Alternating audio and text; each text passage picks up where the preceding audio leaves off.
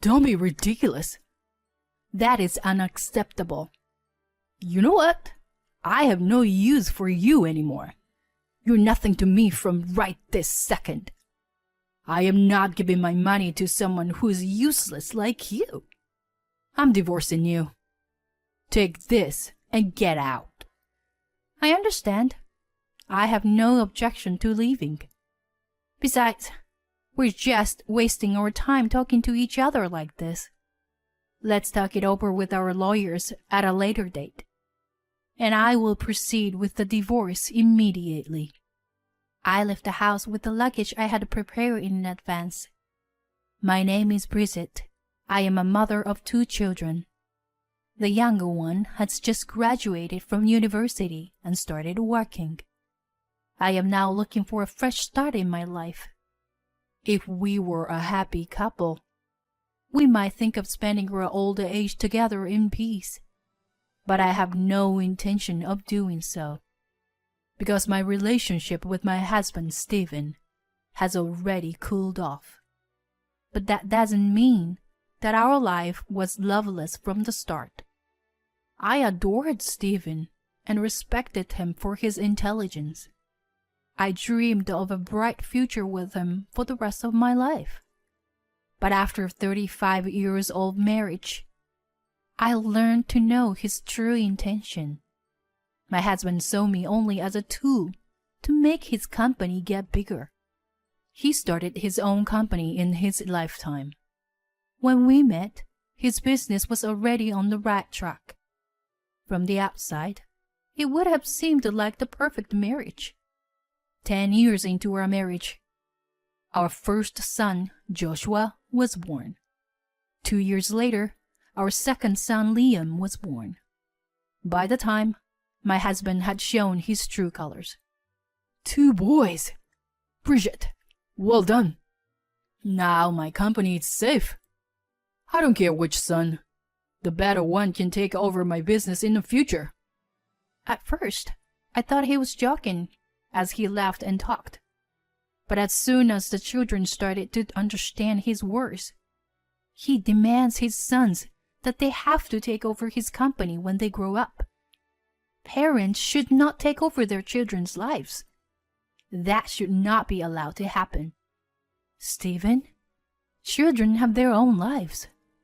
So please don't make it sound like taking over the company is the only thing that matters in their lives. You don't understand anything, do you? It's natural for parents to make paths for their children to follow. Of course. I don't disagree with that. But it's up to them to decide which path they want to take. All we have to do as parents are pushing them along. Then my husband stared at me and scoffed. Do you know why I chose you to marry me? What do you mean? Because you were the granddaughter of a chairman of a conglomerate bank. Financial connections are essential for a company to grow. Yes, of course. I'm aware of that. We married in an arranged marriage. I had understood very well that you saw some benefits in me. Well, not only that. You are by far the most brilliant woman I've ever met. I wanted to leave a good gene pool. If I'm going to have a wife, it's got to be a smartest one. If both parents have good genes, the odds are good that their children will have good genes too. So I can pass my company on to the best and brightest. Is that what you really want? Of course. What other reason did I marry you? 2 years after my second son was born, I was very shocked to hear my husband said that. Of course, I was attracted to him because of his excellence, but that wasn't the only reason. Starting a company from the ground up takes a lot of hard work and determination. I respected him for the hard work he had put in to achieve his goals. But the man in front of me saw me as one of the necessary ingredients to leave a good gene pool. My mind went dark all at once. But I couldn't stay in the dark. I have 2 children. I must raise them to be full-fledged adults. From then on, I worked hard to raise my children. It was complicated, but my husband was right. My children's intelligence was outstanding from an early age. Fortunately, my husband and I have aligned our interests. My husband wants to raise an outstanding successor to take over the company. I want to focus on my children's education. We each have our own agendas, but what it requires is the cost of education. My husband invested money in our children's education as if it were an upfront investment. As a result, they have grown up to be the excellent university students that my husband wants them to be. Mom, will I work for my father's company when I grow up?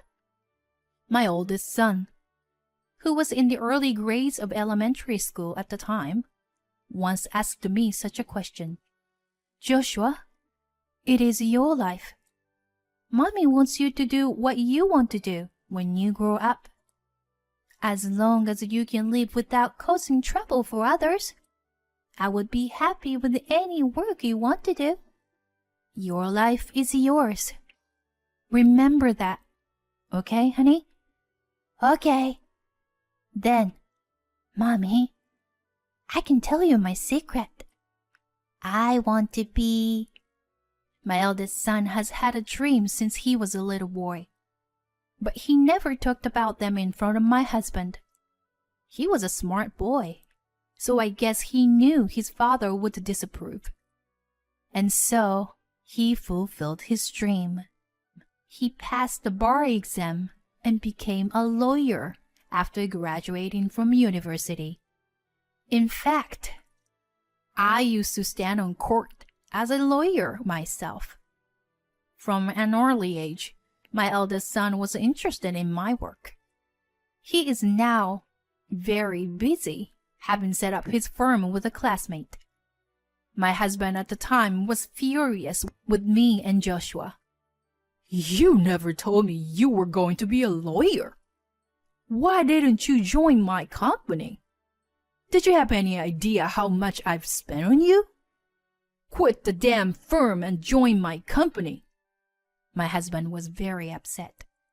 He just paid the money and left me to take care of our children's education and upbringings.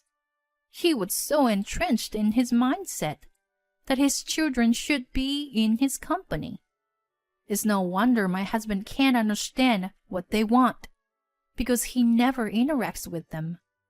Father, are you sure you want me to stop being a lawyer? If I can make a good record as a lawyer, there will come a time in future when I can help your company, won't they? Besides, you are paying a lot of money for legal counsel now. Even if I eventually join your company, I think it's better for me to be a strong lawyer now, so I can contribute in the future. My husband's eyes lit up at this statement. However, my son has no intention of joining my husband's company. My husband seemed to look forward to his eldest son's joining the company, and he backed down easily at this time. I'm sure he was thinking of the benefits in the future.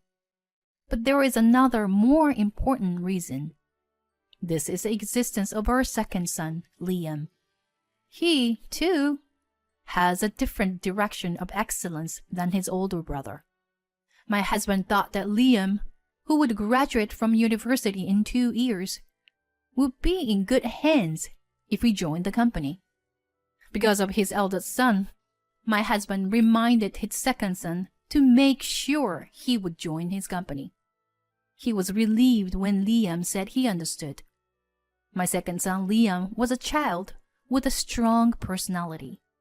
Even when he entered kindergarten, he did not join in the circle of other kids and did what he liked. But that doesn't mean he's uncooperative. He only spends his free time during recess. In class, he was always in harmony with his peers. Liam, honey, what are you doing? When I picked him up from kindergarten, I found my second son on the playground. He was standing still with his forehead against a tree. Mom, I'm a tree now. That's why I don't understand human language. Oh, I see. But Mr. Tree, it's time to go home now. Can you get ready for that? Okay. He must have been a peculiar child to everyone around him. My second son was the type to do whatever he wanted to do. He was interested in plants and other living things from a very young age. He put a lot of effort into learning Chinese and Spanish because he wanted to read reports from overseas. After graduating from high school, our second son went to a university abroad to accumulate expertise. My husband was happy to see him. A multilingual business owner will take my company to the next level. That's what he thought. However, upon graduating from overseas university, Liam joined a research institute in that country.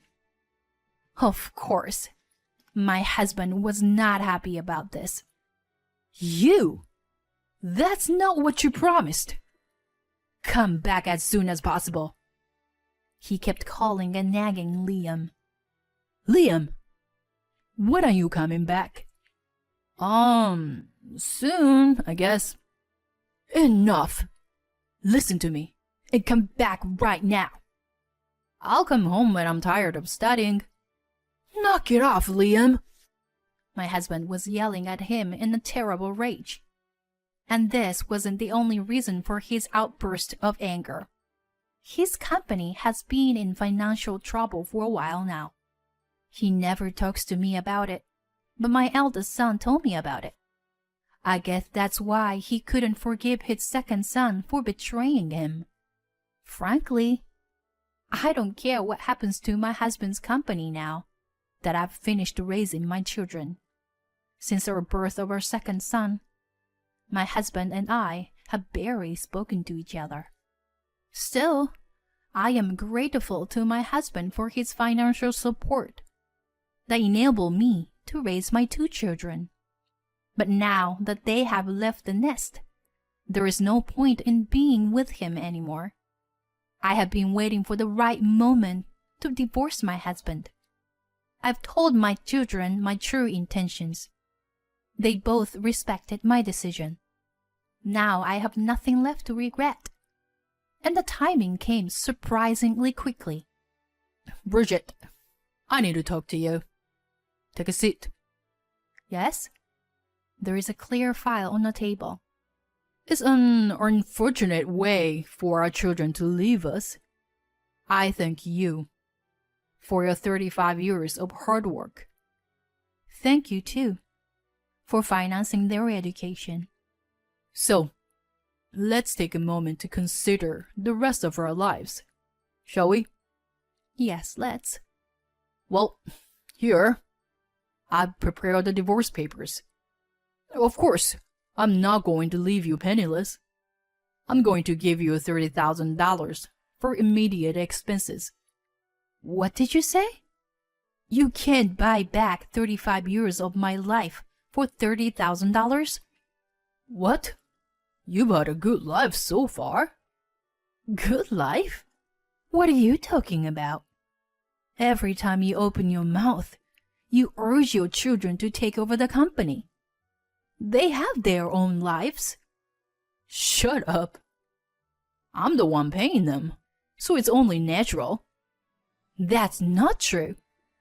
It is natural for parents to spend as much money as they can on their children. But it's not for them to follow the path that parents have set for them. It is for them to live a better future. I've never felt good to live with you because you think differently. Don't give me that bullshit. You're just grateful to get paid. Well, I'd like a properly calculated compensation. You are a business owner. Remember? You were asking for $30,000 for my share of the property? That's insane. You've spent money on our sons, sure, but I've taken care of everything for you and them. Whose support has allowed you to concentrate on your work so far without any problems?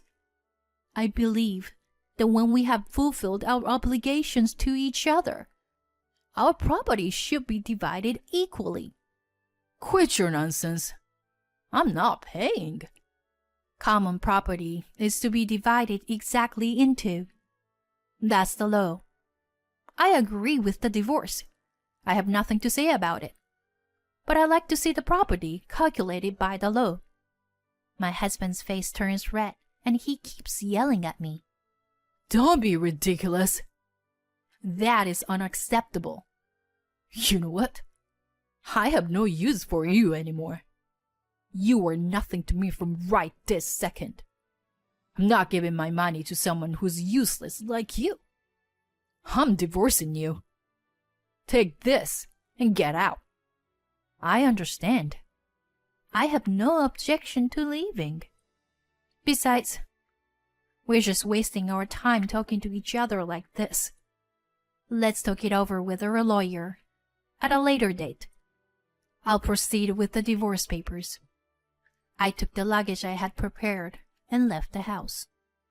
I went to my eldest son's house, which is not far from my house. I see. So Dad initiated the divorce. Well, yeah. Divorce is definitely in the cards. I lifted up the divorce papers my husband had presented to me. And then I look at the back of the paper, and there is a sticky note. What's this? Oh, isn't this? I called Joshua and showed it to him immediately. I knew it. The rumors were true. Mom, call the police. What? Why?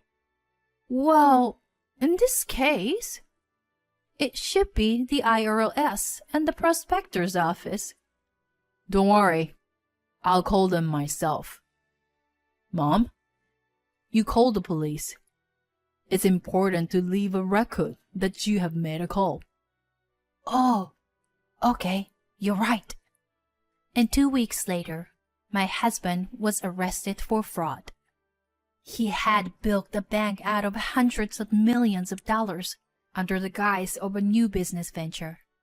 Then, fearing the fraud would come to light, he ordered his staff to destroy the documents. The note was stuck to the back of the divorce papers. To me, he was a sinner, not a member of my family. The divorce was finalized, and it's been a while. Of course, my ex-husband's company went bankrupt. He sold off all his assets to pay back the money he had swindled from the bank. But he still couldn't repay the entire amount. I was worried about the effect on my eldest son because of his father's prison sentence. On the contrary, he became a hero for accusing his father. As for me, I was not paid my share from the penniless convicts. To be honest, it was too big a deal for me to even think about it. My first and foremost priority was to refund the money to the fraud victims. I am not in the courtroom anymore, but I am helping my eldest son's firm as an advisor. I'm very grateful to be able to work again. 3 years later, my ex-husband was released from prison. My children reached out to him without hesitation. My second son returned home too, and they went to pick their father up on the day of his release from prison. They said their father said, "Thank you." The sons offered assistance to the ex-husband, which he apparently turned down. I am grateful to him for showing his fatherly spirit at the end. I hear he's now working to pay off his debts in his old age. My ex-husband's life and mine will never intersect.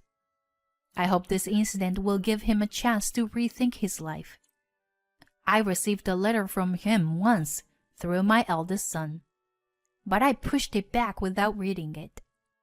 My eldest son said I should read it, as if he knew what it said, but I refused.